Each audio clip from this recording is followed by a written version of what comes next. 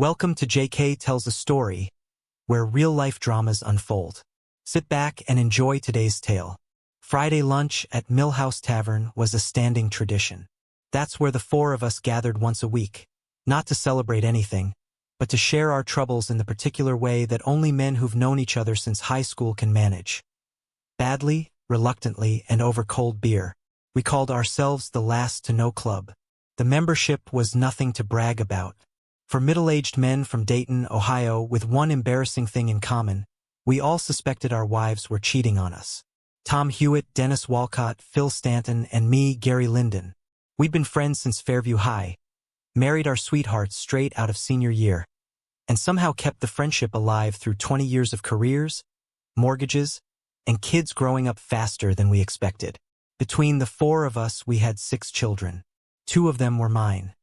Kevin and Brian, both in their late teens and giving me far less trouble than their mother ever had. Employment wasn't the problem. We all had work, and we all had enough coming in to keep the lights on and the college fund growing. The wives, on the other hand, had arrived at a different chapter of life. With the kids getting older and needing less hands-on attention, the women had hours to fill. They filled them together: shopping trips, day excursions, lunch dates that stretched into the late afternoon. For us, it was Friday lunch and the occasional backyard cookout. It was Phil who first said something out loud. He thought at first it was just his wife Donna acting strange. But the day he mentioned it at the table, something cracked open. None of us had anything solid. No proof, no confrontation. Nothing you could hold in your hand. Just small things. A change in routine. A certain distance in the evenings. A laugh that stopped too quickly when you walked into the room. Tom printed out a checklist he'd found online, warning signs of an unfaithful spouse. We all studied it like it was a final exam. That was a mistake. After that, everything our wives did looked suspicious. Our Friday lunches turned into weekly debriefs, each of us recounting our wife's movements over the past 7 days with the grim focus of amateur investigators. After a while, we started to wonder if we were just torturing ourselves, manufacturing evidence to fit a fear we'd already decided was true. None of us had the nerve to confront our wives directly. We'd been married too long. We didn't want to blow up 20 years on a suspicion, and we didn't want to put that kind of damage on our kids if we turned out to be wrong. But the worst part, the part nobody said out loud until Phil finally did, was the fear that we might be right. Dennis had a friend who knew someone at a private investigations firm in Columbus. The 4 of us pooled our money, $4,000 up front, 1 week's work. We handed over photographs, phone numbers, license plate numbers, and descriptions of the cars the women drove. The investigator, a quiet, compact man named Ed Grover, was going to start on Monday and report back the following Friday. It was going to be a very long week. The women were all in their 40s, though not all of them quite yet. They'd all held up well. Dennis and his wife Carol had 1 son, currently away at Ohio State. Carol was on the shorter side, maybe 5'2" on a good day, with a free-spirited quality she tried to disguise with decent clothes and careful presentation. She dyed her hair a warm blonde and wore it pinned up to look taller. It didn't really work, but it suited her. She had an easy warmth that could diffuse any room. She was the funny one. Tom had ended up with Rosa, a sharp-tongued woman of Italian descent who was impossible to ignore in any company. Dark hair, strong opinions, and a way of walking into a room that made everything else seem quieter by comparison. They had a daughter who was developing along the same lines. Quick, loud, and charming in spite of it. Tom adored both of them, which made the whole situation harder on him than it would have been on a man who'd grown indifferent. My wife Sandra appeared to be the unofficial leader of the group. She wasn't quite as tall as Donna, but close. She had natural blonde hair she wore loose to her shoulders, and I had always considered her beautiful, though she didn't see it that way.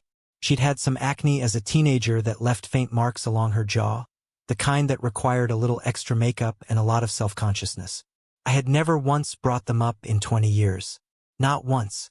She had her insecurities and I quietly worked around them. That, I figured, was what marriage was. By Thursday evening I was in a bad state. Sandra was in a good mood, genuinely so, which somehow made it worse, and we had a nice dinner. Kevin and Brian had disappeared at 6 o'clock to parts unknown. They were good kids with solid grades and a reliable instinct for staying out of trouble, so I didn't ask questions. Sandra and I settled in front of the television the way we always did, and I sat there next to her thinking about how ordinary it all seemed. I kept turning it over in my mind. Maybe the problem was me. Maybe I hadn't been interesting enough, hadn't taken her anywhere or surprised her with anything in years. Maybe I'd let the marriage drift on autopilot while she was quietly drowning in routine. I didn't yet know whether I had a real problem or an imagined one. Tomorrow I'd find out. I wanted to say something to her. I rehearsed sentences in my head and discarded them all. Nothing sounded right, so I sat there and watched television without seeing it. After Sandra went to bed, the boys came home. We talked for a few minutes about nothing in particular. Some friend's party, whether one of the cars needed an oil change, and then they headed upstairs. I grabbed a beer from the fridge and stretched out on the couch with the remote, scrolling through old comedies I'd seen a dozen times before, letting them wash over me until I fell asleep. I woke up to the television still murmuring at the ceiling. The boys were already moving around upstairs, getting ready for school. Gary. Sandra was standing in the doorway to the kitchen, holding a dish towel. You've been off for over a week now. Is everything okay? Is something happening at work? I pushed myself up slowly from the couch. Nothing's wrong at work, I said. I've just got a lot on my mind. Is there anything I can do? I looked at her for a moment, this woman I'd spent 20 years with, and said the first honest thing I'd managed all week. I'm afraid it's too late for that. I left her standing there with the dish towel and went upstairs to shower. 30 minutes later, I was heading out the door. Sandra had made coffee and set out toast on the counter. I walked past without stopping. She watched me go with a look on her face that might have been worry, or guilt, or both. She should have been worried. I didn't look back. The morning dragged. I sat at my desk at the insurance company where I'd worked for 15 years and watched the clock the way you watch a pot that refuses to boil. Noon felt like it would never arrive. When I finally got to Millhouse Tavern, Phil, Tom, and Dennis were already at the table. I figured on being early. They'd all beaten me to it. We didn't order food. Nobody had an appetite. We got 4 draft beers and pulled our chairs in close. Ed Grover settled in across from us with a leather folder on the table in front of him. He was a composed, unhurried sort of man, the kind who'd clearly delivered bad news before and learned not to rush it. Gentlemen, he said, I have reports covering 4 separate days. Each day involves a different wife. He let that sit for a second. Would anyone like to go first, or should I walk through them chronologically? We agreed on chronological. Nobody had the nerve to volunteer.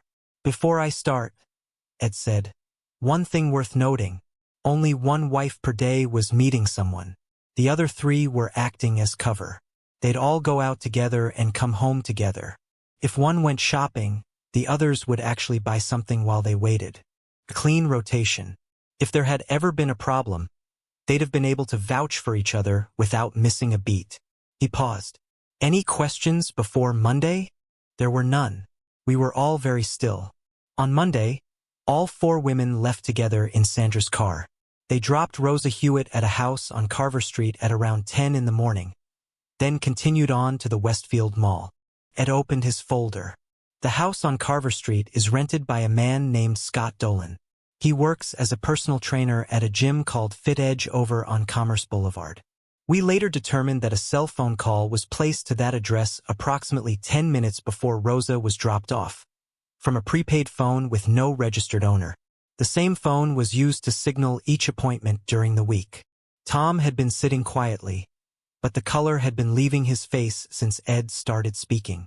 His hands on the table were flat and very still, the way a man holds himself when he's deciding whether to break something. Dennis leaned over and said something low and private to him. Tom exhaled slowly. His hands relaxed. About 3 hours later, a call went from the Carver Street landline back to the prepaid cell. 10 minutes after that, Sandra and the other women drove by and picked Rosa up. Ed looked up from his notes. That's Monday. Tom rubbed his face with both hands. Can we get another round? We ordered 5 beers. Ed drank about half of his before continuing. Tuesday, Rosa drove. All four women went out to the Harborview Flea Market, about 12 miles outside town. Ed turned a page. They parked and entered the market together, but it was crowded, easy to lose people in the rows. 10 minutes in, a call went to a room at the Crossroads Motel, directly across the highway from the market. Donna Stanton separated from the group and walked out the main entrance. I followed her across the road and watched her enter room 114. He paused. The room had been booked the previous day by a man named Frank Osborne. Phil looked up sharply. Frank Osborne. He's your optometrist, Ed said. There was a silence. I thought she'd been going in for extra eye exams, Phil said quietly. He leaned back in his chair and stared at the table. I thought she was having headaches. Nobody smiled. Nobody said a word. We ordered another round. Wednesday, Ed continued. Donna drove this time. They went to the Greenfield Farmers Market. It's about 8 miles east of town. He consulted his notes. Instead of parking near the entrance, they went to the far end of the lot where the larger recreational vehicles were parked. All four walked across together, but only 3 of them went through the market gates. He stopped. I lost Carol Walcott. She was simply gone. I wrote down every plate I could identify from the RV section. Ended up with 19 of them. My associates cross-referenced the prepaid cell number against registered owners and got a match. Ed looked across the table at Dennis. The Winnebago was owned by a man named Larry Becker. He runs an auto dealership over in Springfield, sells Volvos, among other things. Dennis blinked once. A slow, controlled blink. We bought our car from a dealer in Springfield, he said. 2 years ago. I wanted to do something nice for Carol. I know, Ed said. I thought it was a good idea at the time. I know. Dennis stared at his beer. Nobody laughed. Ed had specifically asked us not to. I was the only one left. I pushed my mug to the side. I didn't want any more beer. Okay, Ed, I said. Just tell me. Thursday. Carol drove. All 4 women went to the Hamilton Place Mall. They walked in casually, nothing unusual. About 10 minutes in, Sandra made a call on the prepaid phone and passed it briefly to Carol, then handed it back. The group moved toward the north wing, where there's a connected hotel. Ed set down his folder. Sandra slipped away at the elevator bank and went up to the 5th floor. The table was very quiet. It took my people a few hours to work through the cross-reference. The cell call matched a room booked by Douglas Merritt. He let the name land. State Assemblyman for the 14th District. He'd reserved room 512 for what his office listed as a policy meeting. I sat with that for a moment. Then, without meaning to, I laughed. Phil looked at me. What? Merritt's a Democrat, I said. Sandra and I are Republicans. We've argued about that man's positions at the dinner table for 3 years. Nobody else found it funny. I can't say I really did either. Ed gathered his papers and produced 4 brief written summaries. 1 for each of us, names and dates and locations, everything we'd need. He thanked us for our business in a careful, professional tone that suggested he'd done this more times than he could count, and then he left us alone with it. No one wanted any more beer. Dennis and Phil had taken the whole day off. Tom and I called our offices and said we weren't coming back in that afternoon. I drove home to find Sandra's car gone. Friday was her grocery day, the one domestic errand she still ran with any regularity. The house was empty and the boys were still at school. I went upstairs, took my clothes and a few personal items out of our bedroom, and moved them to the guest room. I came back down just as Sandra's car pulled into the driveway. I helped her carry the grocery bags in without saying anything. She didn't ask why I was home early. She moved around the kitchen, putting things away with the easy confidence of someone who knows exactly where everything belongs in a space they've managed for years. I sat at the kitchen table and watched her. She was cooking dinner when the boys got home from school. The phone rang. Sandra answered it, and her expression shifted as she listened. She hung up with a look on her face that I recognized, the careful, controlled expression of someone who has just been told something they need to think through before reacting. Kevin and Brian disappeared upstairs. Sandra turned to face me. "What exactly were you doing this afternoon?" she said. "I'm not sure what you mean," That was Carol on the phone. Sandra's voice was measured, but barely. Tom came home early today and confronted Rosa. Things got out of hand. Rosa had to be taken to the hospital. The police are involved and Tom's been detained. She stared at me. Carol says it all started because of some meeting you four had today. Gary, what is going on? This isn't the time to talk about it. The hell it isn't. Her voice went up a register. I want an explanation. Right now. I reached into my pocket and found the number I'd programmed into my phone that morning. The number of the prepaid cell from Ed Grover's report. I pressed call. For a moment nothing happened. Then Sandra's purse, sitting on the counter 3 feet away from her, began to ring. The blood left her face in a single wave. She stared at the purse, then at me. She didn't move to answer it. You should probably get that, I said. It could be important. The ringing stopped. The kitchen was very quiet. Oh God, she said softly. You know. I know everything. All 4 of us do. That was when Kevin and Brian came downstairs, drawn by the smell of dinner, talking over each other about something that had happened at school. They looked at the 2 of us standing in the kitchen and went quiet. Sandra looked at me with something desperate in her eyes. You're not going to say anything in front of the boys. I looked back at her for a long moment. I won't if you tell them yourself. Right now. Everything. And if you try to soften it or leave anything out, I'll do it for you. And you won't like the way I do it. We sat down to dinner. The 4 of us, same as always, same table, same chairs. For a few minutes it almost held together. Then Kevin put down his fork. Dad, he said carefully, why is all your stuff in the guest room? Is something going on with you too?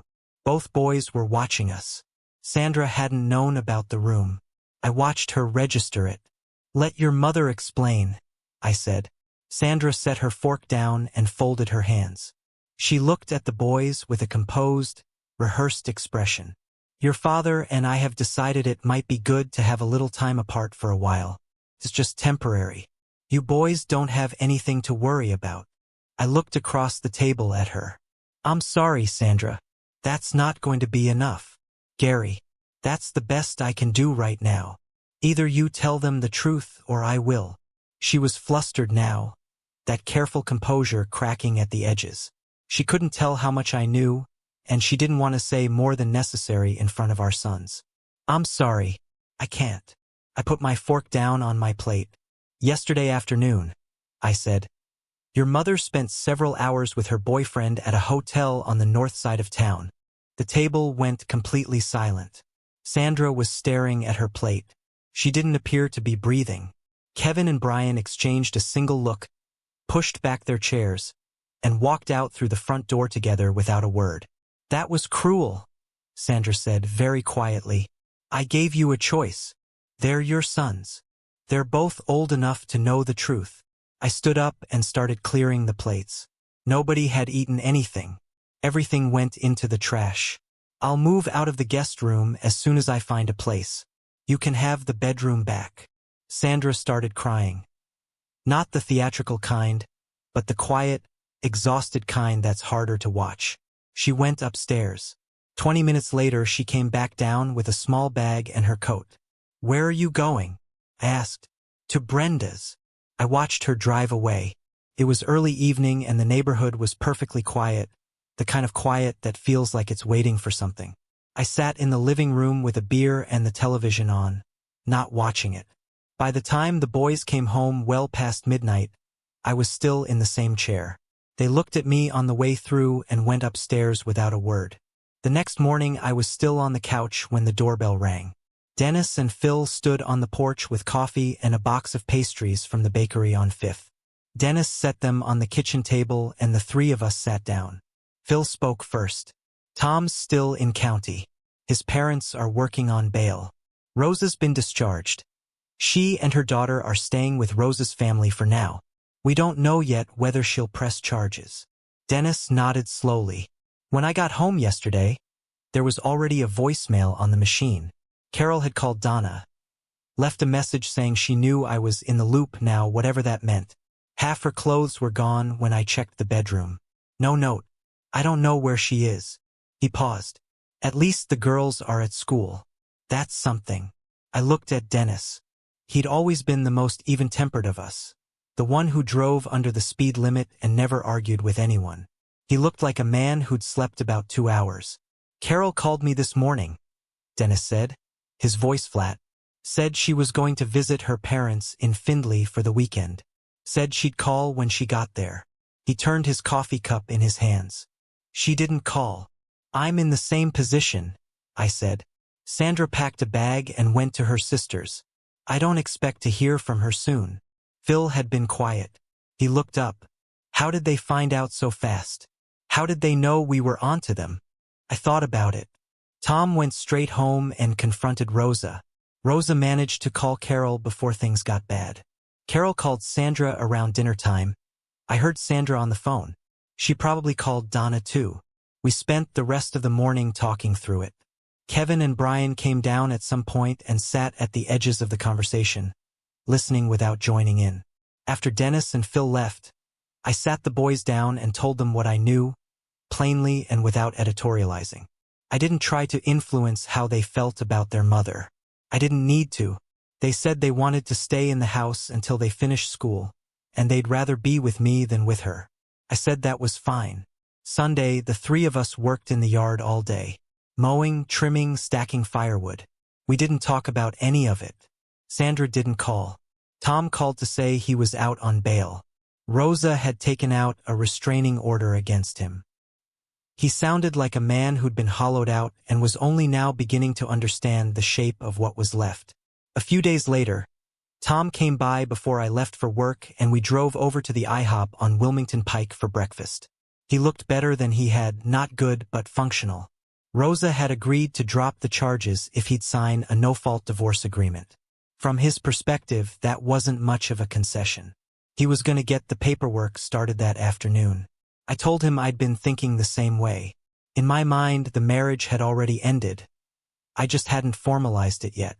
We agreed that getting the four of us together again would be a good idea. I said I'd order pizza if everyone else brought beer. Work was hard that week. Patricia, my assistant, was doing her best to cover for me after I'd gone AWOL on Friday afternoon, but she couldn't keep it up indefinitely. The big surprise came just before noon on Monday. A man appeared in my doorway, heavy-set, red-faced from more than just the walk from the parking lot, with the polished manner of someone paid to be unpleasant on behalf of someone else. Mr. Linden? My name is Richard Noss. I represent the state attorney's office. He held out a manila folder. This is a cease and desist order, served in the name of the state of Ohio. You are hereby ordered to discontinue all inquiry into the private life of State Assemblyman Douglas Merritt.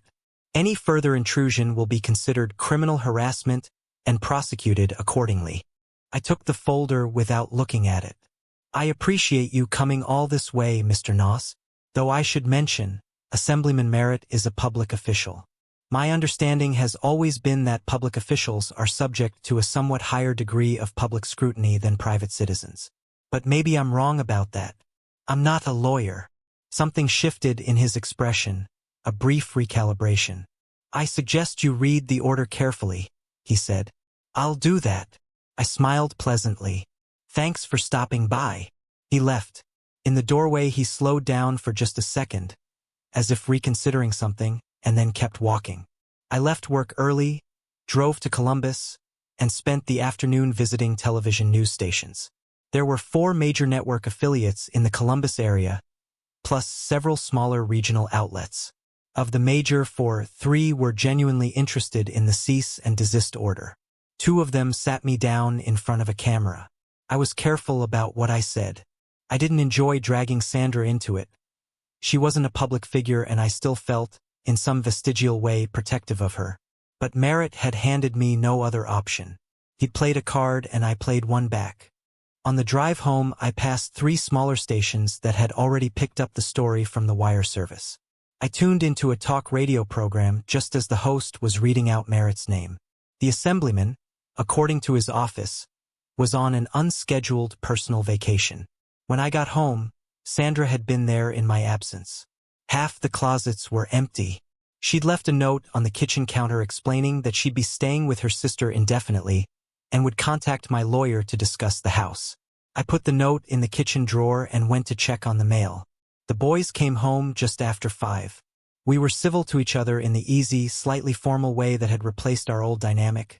Not cold, just careful, like people who'd learned to move around each other in a smaller space than they'd expected. Just after 5:30, Sandra called. She wasn't crying. She was angry, and she'd apparently decided to lead with that. She wanted to know how I could humiliate her like this, air everything on television like I had no regard for her or the boys or the 20 years she'd given this family. I let her go for a while, and then I reminded her quietly that the assemblyman she'd been spending her Thursday afternoons with was the one who'd sent a lawyer to my office with a cease and desist order, and that I had simply responded to a threat. She didn't want to hear it. In her version of events, the provocation was irrelevant. Whatever had gone wrong, I had made it worse. I said I was sorry it had come to this. She hung up. Tom, Dennis, and Phil arrived an hour later. I ordered 2 pizzas and we settled in at the kitchen table with the remaining beer in my refrigerator. Tom went first. He'd driven past the house on Carver Street after the confrontation with Rosa. Scott Dolan was already gone, the place empty. Rosa had agreed to drop the charges in exchange for a no-fault divorce filing. He was going to sign the paperwork that week.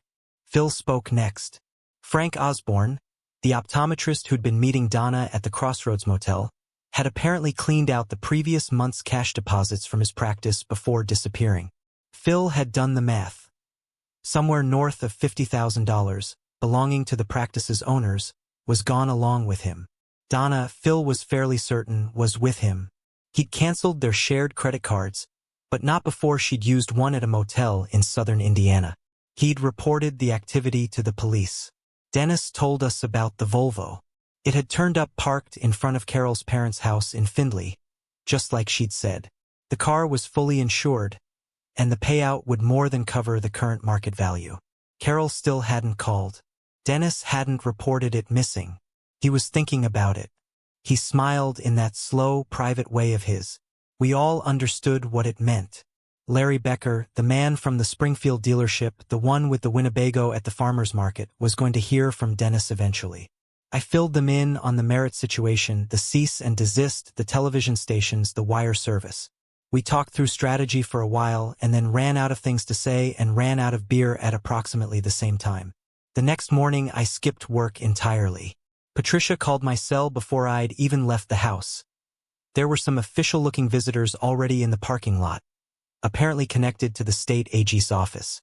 She told them I was out of town on client business and filed a sick leave form on my behalf. I spent the morning with my attorney and the better part of the afternoon moving funds at the bank. Around 3 o'clock my phone rang with a number I didn't recognize. "Is this Gary Linden?" "Speaking. This is Helen Merritt." A pause. "I believe we should meet. Today, if possible." I'd seen Helen Merritt in newspaper photographs, at campaign events, ribbon cuttings, the kind of official occasions where political spouses are expected to appear gracious and slightly recessed. In the photographs, she always looked exactly right. Composed, well-dressed, and somewhat impenetrable. The phrase that came to mind was formidable. Douglas Merritt had been positioning himself for a run at higher office for at least 2 years. Helen, by all accounts, was the brains behind the positioning. "I can be available," I said. "Galleria Bar at the Marriott. 5 o'clock. I'll find you." I swung by the house to change into a clean shirt and tie, but there was a state vehicle parked at the curb, the AG's office, most likely, still making its presence felt. I had nothing to hide, but I also had no interest in a conversation I hadn't prepared for. I kept driving. I arrived at the Marriott still in my work clothes, unshaven, slightly underdressed. A large man in a dark suit met me inside the entrance and escorted me past the main bar to a corner booth at the back of the room. Helen Merritt was already there. She was in her mid-40s, but the kind of mid-40s that suggests good genetics and the discipline to maintain them. Her hair was silver blonde, natural, not dyed, worn in a style that was simple without being careless. She had on a white blouse, a pale skirt, and a crystal pendant on a fine silver chain. She looked like someone who had never been underdressed for anything in her life. She waited for me to sit. "I wanted to thank you personally," she said, "for doing what you did. My husband needed to be embarrassed. I'm sorry you had to pay such a high price to accomplish it." "It wasn't my intention to humiliate anyone," I said. "I would have been perfectly happy to keep it private. Your husband's lawyer made that impossible." "I know. Douglas tends to overestimate his own leverage." She said it without particular emotion. "I'm not embarrassed by any of this, Mr. Linden. Quite the opposite. I've been trying to find a clean way out of this marriage for some time. You've given me one." She folded her hands on the table. "I'd like to propose a trade." "I'm listening. I have recordings, video and audio. 3 separate files, all involving your wife and my husband."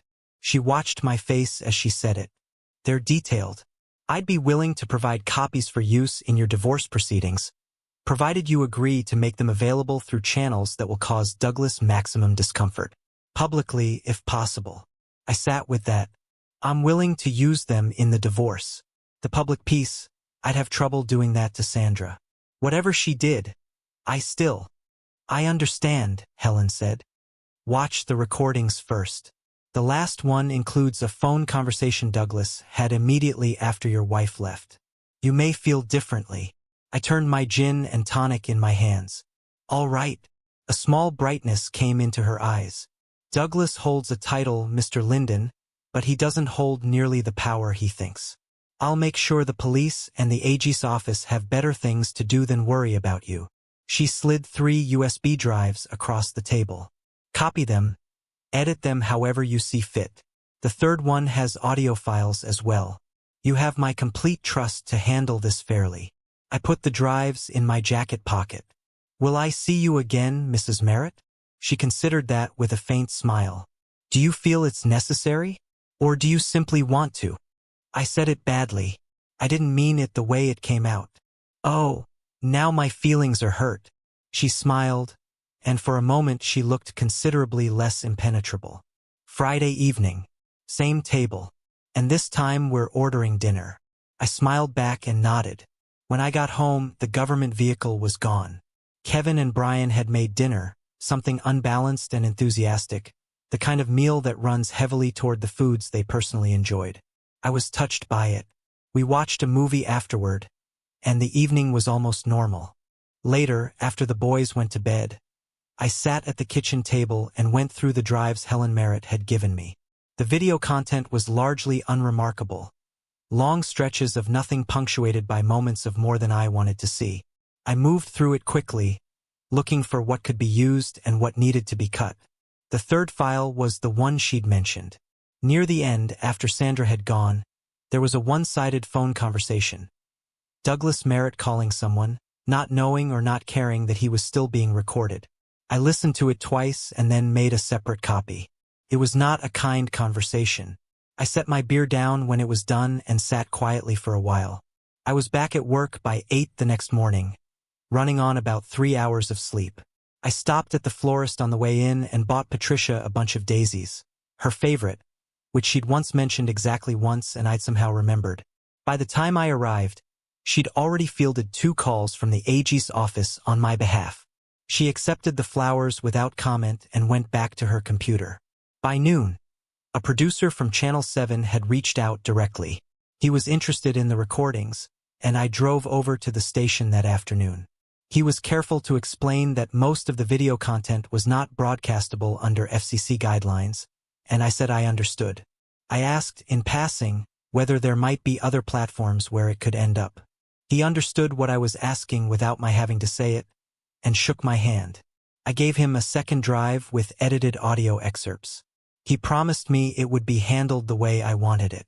Kevin and Brian, it turned out, both had SAT scores well above the threshold for early admission. Brian, faced with an unclear path forward, decided to compress his remaining high school requirements and apply to join Kevin at Ohio State in the fall. I wasn't entirely sure it was the right call, but Brian had always been the more self-directed of the two, and he made a compelling case. I signed the paperwork. I took out a 2nd mortgage on the house and prepaid 4 years of tuition for both of them. It emptied our savings and stripped out most of the equity Sandra and I had built up. But the boys were squared away, and that was what mattered. Once that was settled, I finally allowed myself to think about the terms of the divorce.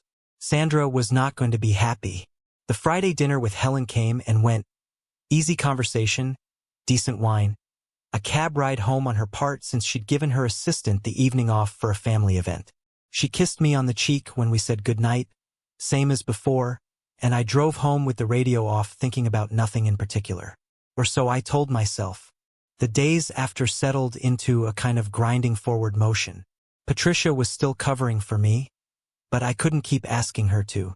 I was staying late at the office most evenings, working through the backlog that had accumulated while my personal life was coming apart, and I appreciated her steadiness more than I knew how to say. Sandra called one afternoon to complain that the credit cards were no longer working. I told her calmly that I'd be canceling her phone line as well by the end of the week, and that she should plan accordingly. There was a pause on the other end of the line, the particular silence of someone recalibrating, and then the call ended. That evening I sat Kevin and Brian down and told them that some recordings involving their mother might surface online. They weren't happy about it, but they said they understood why it had come to this, and that they supported me. That meant more than I knew how to say either. The next morning I was in the kitchen with coffee when I heard a car in the driveway. I watched through the window as Sandra waited for the boys to leave for school, then came to the front door and knocked. I let her in. She sat down at the kitchen table and I poured her a cup without being asked. Gary. She wrapped both hands around the mug. This has to stop. I can't watch television. I'm afraid to go to the grocery store. I've heard there are things being posted online. She looked up at me. I know what I did was wrong, but I was discreet about it. I was careful. I never wanted you to be hurt or embarrassed. Your attempt at discretion didn't go particularly well, I said. That's because you made it public. You didn't have to do that. I told you at the very beginning that I would have been perfectly happy to keep it private. Your boyfriend made that impossible when he sent a lawyer to my office. He wasn't. She stopped herself, started again. He wasn't the person you think he was. You took me for granted, Gary. He didn't. He paid attention to me. He made me feel like I was worth something. Her voice had taken on a rehearsed quality, the tone of arguments composed and refined over many solitary hours. For days after seeing him, I felt good about myself. That's not nothing. I looked at her across the table. She believed what she was saying. That was the saddest part. Not that she'd found justifications, but that she had genuinely confused his attention for something it wasn't. There's something you should hear, I said. I took my phone from my pocket, found the audio file, and set it on the table between us. This is a phone call Douglas Merritt made to a friend immediately after you left his hotel room the last time. I'm sorry. I think you have a right to know what he actually thought of you. She started to object. I pressed play. It was a one-sided conversation. Merritt's voice, easy and self-satisfied, talking to someone named Greg. The words were not kind. He described Sandra in terms that were deliberately cruel, mocking the very insecurities she had carried since girlhood, the ones I had spent 20 years being careful never to touch. He discussed her with the casual dismissiveness of a man who had never once considered her a person worth respecting. I watched Sandra's face as she listened. She went very still, her eyes fixed on a point somewhere past the table, past the wall, past anything in the room. When it ended, she didn't speak for a long moment. I didn't need to hear that, she said finally. Her voice was flat and quiet. No, you didn't. I picked up the phone and put it back in my pocket. In 20 years, Sandra, I never once said a word about your skin. Not once. Not when we were fighting, not when I was angry, not even in my own head. That was the line I chose never to cross. I stood up, and he crossed it in 30 seconds, talking to someone else. She was staring at her hands. Something had shifted in her face. Not remorse, exactly, but the particular expression of a person whose story about themselves has just been amended against their will. I picked up Helen Merritt's attorney's business card from where it had been sitting on the refrigerator for days and set it on the table in front of her. If you provide a statement to Helen Merritt's lawyer confirming the affair, I'll change the divorce filing from infidelity to irreconcilable differences. That's the deal. She looked at the card. She took it. She was almost to the door when I said her name. Sandra. She turned. What you said on that recording, the things you said about me, about our life, about the kind of man you thought I was, that hurt me more than anything else. More than the affair. More than all of it. I kept my voice even. 20 years and I apparently couldn't do a single thing right. I hope the divorce is a relief to you. Gary, please, it wasn't like that. I know. Goodbye, Sandra. She stood on the porch for a moment after I closed the door. I could see her through the side window, not moving, her hand on the railing. Then she walked to her car. A minute later, the lawnmower started. Kevin and Brian had finished their school day earlier than expected and had apparently witnessed enough of the morning to draw their own conclusions. They came inside briefly to get something cold to drink. Are you going to tell us what happened? Kevin said. Or are we supposed to just figure it out from context? Your mom wasn't happy about the wording of the divorce filing. She asked me to change it. Did you? I offered her a deal. Brian looked at his brother, then back at me. They both had the expression of people who had decided not to push it further. They went back outside. A few minutes later, the mower was running again. The weeks that followed settled into a new kind of routine.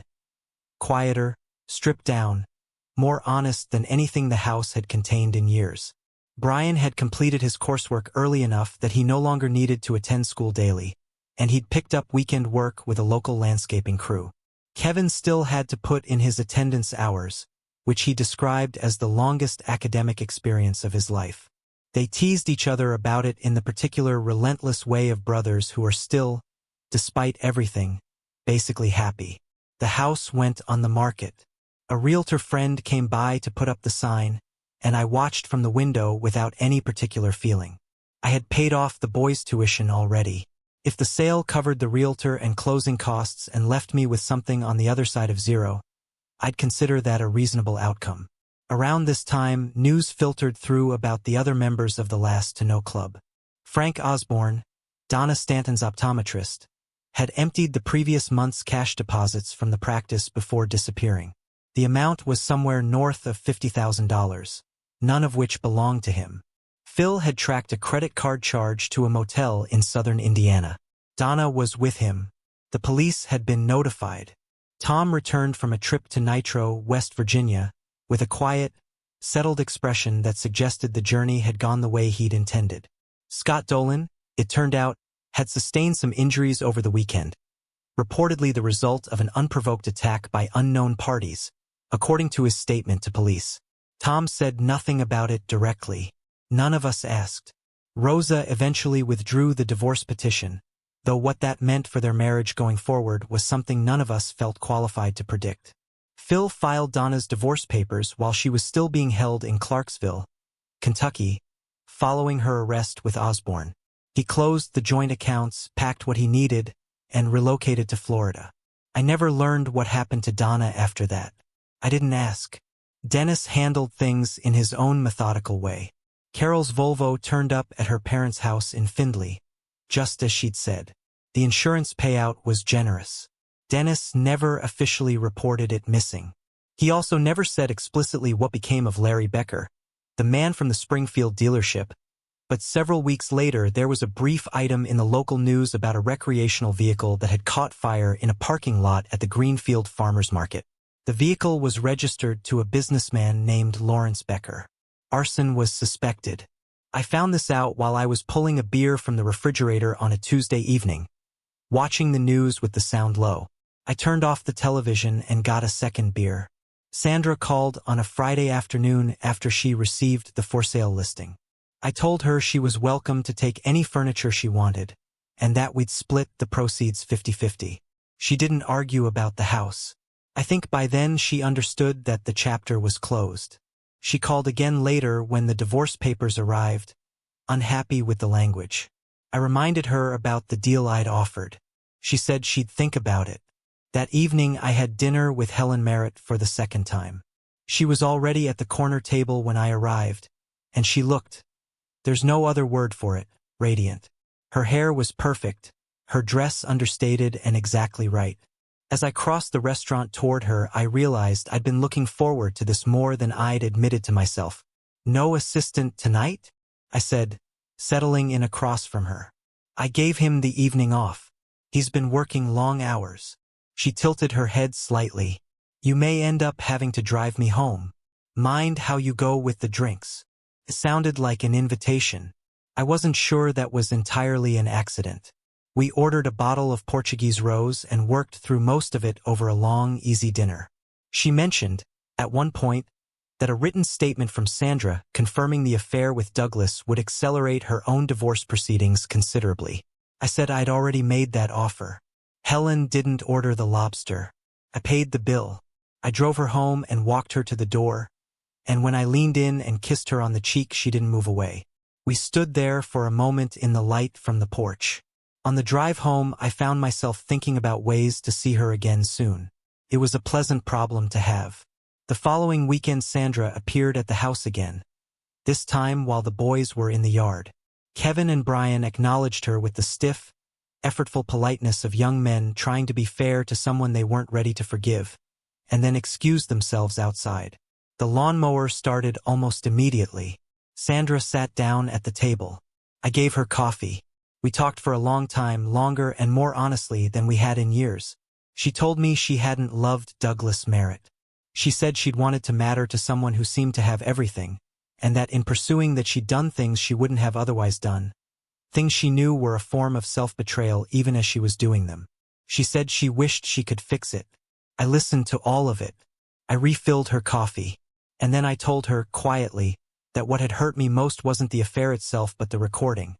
The casual inventory of everything she found lacking in me, delivered in the voice of someone who had never really considered that I might have been trying.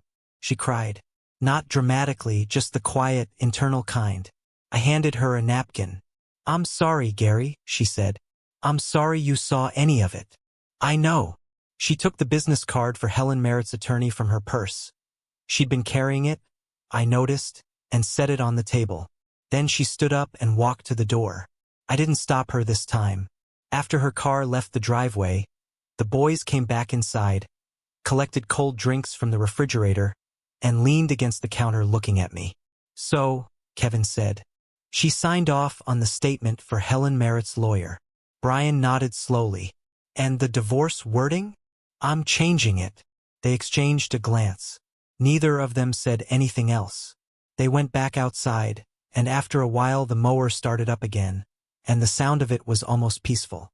Late that spring, with the house sold and the paperwork moving toward finality, I drove Kevin and Brian up to Columbus and helped them move into their dormitory at Ohio State. We made 3 trips between the car and the elevator with boxes and duffel bags, assembled a bookshelf that came with instructions in 4 languages and screws left over at the end, and ordered pizza from the place down the block. It was a good afternoon. I drove home in the early evening with the car empty and the house ahead of me. I hadn't left the lights on, but they were on when I pulled into the driveway. I went in through the front door and found a heavy-set man in his late 60s sitting in my armchair. He had a bottle of Budweiser from my refrigerator in one hand and a paperback novel from my bookshelf in the other. A Mike Hammer mystery, one I'd read 3 times. He was wearing a blue blazer over a gray turtleneck and bifocals on the end of his nose, and he looked entirely at ease, as if he'd been there for years and I was the one who'd just arrived. I didn't feel frightened. He had the manner of a man who had arranged too many difficult situations to be careless in someone else's living room. "Good evening, Mr. Linden," he said, closing the book on his thumb. "I trust the boys have settled in all right. I've always been fond of Hammer. His first 5 books are the best, don't you think?" I went to the kitchen without answering and came back with a beer of my own. He'd set the book on the side table. I sat down across from him. "My name is Elwood Candace," he said. "Helen Merritt is my daughter. My only daughter." He let that settle. "She needs someone with her right now, and I believe you're the right person." I looked at him. "She has staff." She did. The situation with Douglas has become complicated in ways that make that arrangement impractical. There are several parties currently trying to locate him, and not all of them have good intentions. He set down his beer with the precision of a man accustomed to doing things deliberately. She doesn't need protection in the physical sense. She needs company, steadiness, someone she trusts. Why me specifically? He considered the question for a moment longer than seemed necessary. I pushed Helen into that marriage, he said finally. I was wrong to do it. She told me she didn't want it and I kept pressing until she gave in. I've been trying to correct that mistake ever since. He looked at me steadily. She chose you. I'm not in a position to argue with her about it. Where is she? Upstate New York. I have a property on the Black River. Remote, private, no telephone. If she were any further north, she'd be in Canada. He paused. You have 2 weeks of vacation time. Starts today. Everything's been arranged. I looked at him. You've already spoken to my office. Patricia was very understanding. She said to tell you the daisies were appreciated. He said it without a hint of apology. I turned the bottle in my hands. For how long? As long as necessary. He reached into his jacket pocket and produced a small GPS unit and a folded paper map. The coordinates are already set. You won't need the map until you're past Watertown, but it's there if you want it. He stood up. How soon can you leave? Before morning. He nodded, satisfied, and moved toward the door. At the threshold, he paused. You can take the hammer with you if you like. I've read it 3 times, I said. But thank you. After he left, I stood in the quiet living room for a moment. I couldn't tell where he'd parked. I finished my beer, went upstairs, showered, and slept for 4 hours. I was on the highway before dawn, heading northeast with the GPS on the passenger seat and a thermos of coffee that lasted me to the Pennsylvania border. Somewhere around Binghamton, my phone buzzed. Gary? It was Brenda, Sandra's sister. Her voice was tight. Where are you? I've been trying to reach you. I'm on the road. What's wrong? Sandra's missing. I haven't seen or heard from her since yesterday morning. I was hoping you might know something. I pulled into a rest stop and sat with the engine running. I don't, Brenda. I was in Columbus all day yesterday with the boys. I haven't spoken to Sandra in weeks. She hasn't called you at all? No. Have you called the police? They're coming this afternoon. I was hoping you'd be here. I'm in New York State right now. I'm going to be here for at least a week, probably longer. I kept my voice level. Brenda, you've been with her more than I have these past few months. You probably have a better sense of where she might have gone than I do. A silence. I understand, she said. I'll give them your number if that's okay. Of course. I hope she turns up. I sat in the rest stop for a few minutes after hanging up, watching a family wrestle luggage carts next to a minivan. Then I pulled back onto the highway. I thought about Sandra for a while as the miles passed. Not with bitterness. More with the particular feeling of someone mentally leafing through a photo album, noting the pictures that seem obvious in retrospect. The small jealousies I'd felt over the years that I'd talked myself out of. The weekend trips she'd taken with the other women. The ones I'd assumed were innocent because they always came home together. I wondered now whether there had been other things I'd been too comfortable, too unobservant, to notice. A McDonald's drive-thru outside Utica sold me a large coffee that brought me back to the present. I took a long sip and pulled back onto the road. She cheated. I didn't. That was the whole of it. I was done carrying the rest. North of Saratoga Springs, the phone rang twice more, but the signal was too thin to hold a conversation. I let it go.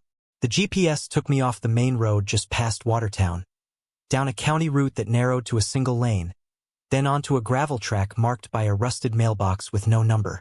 I missed the turn on the first pass and had to circle back. The device informed me of this in a tone I found vaguely reproachful. The road curved through half a mile of pine and hardwood before the trees opened up onto a clearing and I saw the cabin. It was built of stone, which made sense, given the landscape. The whole region looked like a glacier had stopped here to rest and left its pockets emptied. The cabin sat on a low rise about 100 feet from the river, with a wide front porch running its full width. The Black River ran along the base of the property, white water over exposed rock, catching the last of the evening light in long silver strips. I sat in the car for a moment with the engine off, just listening to it. When I opened the door, the sound of the water came up around me. And then I saw Helen. She was standing in the doorway of the cabin, framed by the light from inside, watching the gravel road. She'd heard the tires on the stones. She was wearing jeans and a flannel shirt, her silver blonde hair down around her shoulders, no makeup, no jewelry. Nothing like the composed and polished woman I'd met twice in restaurants. She looked, in the simplest and most direct sense, like herself. I left my bag on the porch steps. She came down to meet me and put her arms around my neck and held on, the way people hold on when they've been alone longer than was good for them. We both started to turn it into something more, and then both pulled back at the same moment with matching expressions of mild embarrassment. "You're exactly on time," she said. The GPS disagreed. She laughed. It was a different laugh than the one from the restaurant. Unguarded, a little surprised at itself. She had chili on the stove and cold beer in the fridge. We ate at the kitchen table and talked until close to midnight, finding our way into each other's company with the tentative pleasure of people who already know they like each other but are still learning exactly how. I was trying not to move too fast. There was a guest room and it was perfectly comfortable. I slept well for the first time in months. In the morning, the smell of sausage and coffee pulled me down the stairs before I was fully awake. Helen was at the stove, already alert in her LL Bean clothes, which suited her considerably better than anything she'd worn in the city. She'd made quince jelly herself from the wild quince that grew along the east fence. She mentioned this without false modesty, because it was genuinely excellent and she knew it.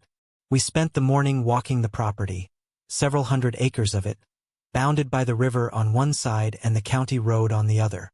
The ground was dense with rock, the kind of terrain that made you feel the deep age of the landscape, the accumulated patience of glaciers and centuries of weather.